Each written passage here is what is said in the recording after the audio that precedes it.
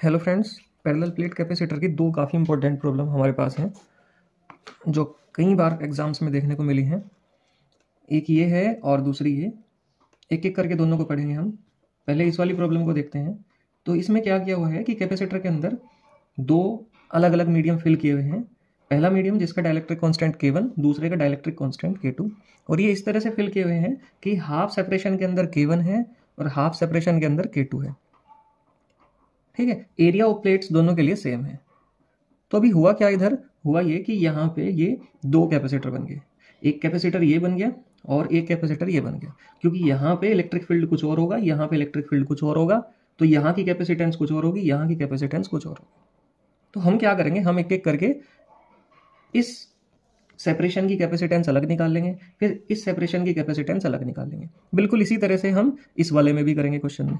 इसमें क्या किया हुआ कि मीडियम दो फिल किए हुए हैं, एक हाफ एरिया में ऊपर और एक हाफ एरिया में नीचे। इस केस में डी दोनों के लिए सेम है, इसमें ए सेम है। तो यहां क्या होगा, ये ग्रुपिंग ऑफ कैपेसिटर से क्वेश्चन है, बस थोड़ा इन्होंने डाइलेक्ट्रिक मीडियम भी इसके अंदर इंट्रोड्यूस कर दिए हैं। तो सपोज इस वाले मीडियम की कैपेसिटेंस है C1 और इसकी कैपेसिटेंस है C2। इसी तरह से इसकी C1 है और इसकी C2 है। पहले इसे देखते हैं।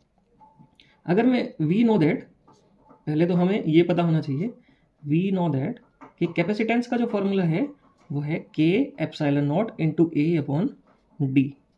अगर K मीडियम फिल है कैपेसिटर के अंदर तो उसकी कैपेसिटेंस का फॉर्मूला हुआ करता है K epsilon not a upon D. ठीक, नाउ अगर मुझे C1 निकालना हो तो C1 इज इक्वल टू हो जाएगा K1 एप्सिलॉन नॉट, एरिया तो दोनों के लिए सेम है, A अपॉन डी बाई 2, और ये अपॉन का 2 पहुंच जाएगा ऊपर, तो 2K1 epsilon naught A upon D. इसी तरह से C2 कितना होगा, वो होगा K2 epsilon naught A upon D by 2, ये भी 2 ऊपर पहुंच जाएगा, 2K2 epsilon naught A upon D. अब मुझे देखना क्या है, देखना यह है कि ये कैपेसिटर की कौन सी ग्रुपिंग है। तो आप देखेंगे कि एक कैपेसिटर ये हो गया और एक कैपेसिटर ये हो गया। ठीक है, एक ये और एक ये, तो ये एक सीरीज ग्रुपिंग हुई। तो C1 and C2 are connected in series grouping. कौन सी ग्रुपिंग में है, सीरीज ग्रुपिंग में। सो अगर मुझे टोटल कैपेसिटेंस निकालनी हो तो टोटल कैपेसिटेंस कैसे निकलेगी, फॉर्मूला है 1 upon C is equal to 1 upon C1 plus 1 upon C2।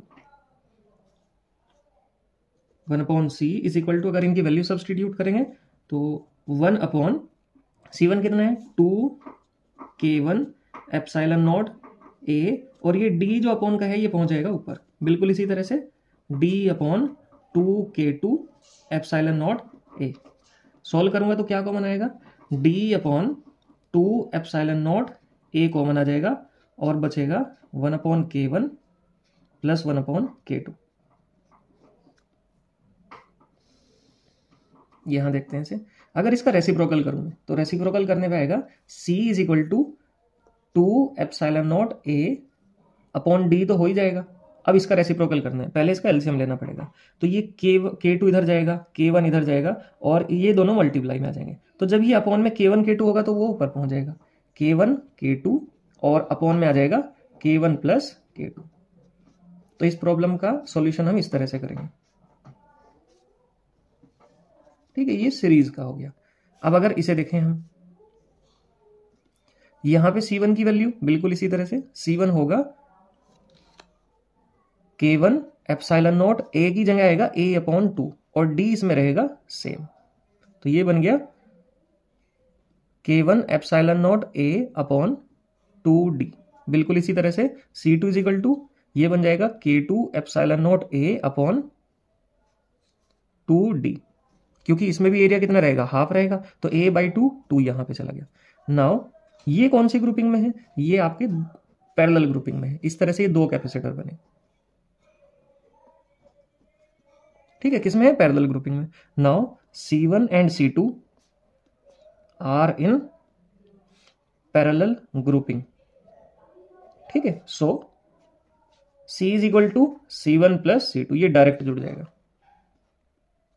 तो C1 कितना है, C1 है हमारे पास K1 epsilon naught A upon 2D और प्लस K2ε0A/2D।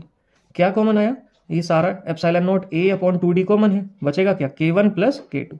तो K1 प्लस K2 ε0A/2D, ये इस क्वेश्चन के लिए आंसर हो गया। तो इस तरह से हम इस तरह की प्रॉब्लम्स का, अगर अलग अलग मीडियम भरने वाली प्रॉब्लम्स आई तो उनका हम सॉल्यूशन कर सकते हैं। ध्यान रखेंगे कि इस क्वेश्चन में थोड़ा वेरिएशन हो सकता है। वेरिएशन किस तरह से कि ये ऐसे A/3 और 2A/3 हो सकता है। मैंने तो इस क्वेश्चन में दोनों में हाफ और इधर भी हाफ। वो हो सकता है कि यहाँ तक K1 मीडियम भरे और यहाँ तक K2 मीडियम भरे और यहाँ K3 मीडियम भर दे, तो ऐसा भी पॉसिबल है। उसमें फिर 3 कैपेसिटर बन जाएंगे, 3 कैपेसिटर के लिए हम अप्लाई करेंगे। ऐसा भी पॉसिबल है कि वो यहाँ पे K1 भरे और नीचे पूरे में क्या भर दे?